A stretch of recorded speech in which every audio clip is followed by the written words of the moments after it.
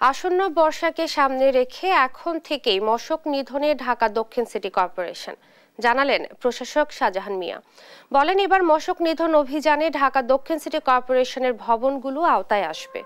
সকালে ধানমন্ডি এলাকায় মশক নিধন অভিযান পরিচালনা করে ঢাকা দক্ষিণ সিটি কর্পোরেশন। 10 জনের নিয়মিত অভিযানের পাশাপাশি 10টি বিশেষ অভিযান পরিচালনা করবে ঢাকা দক্ষিণ সিটি কর্পোরেশন।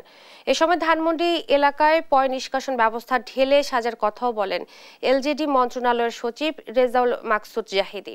সচেতনতামূলক র্যালিটি ধানমন্ডি লেক থেকে শুরু হয়ে আবার লেকে এসেই শেষ হয়।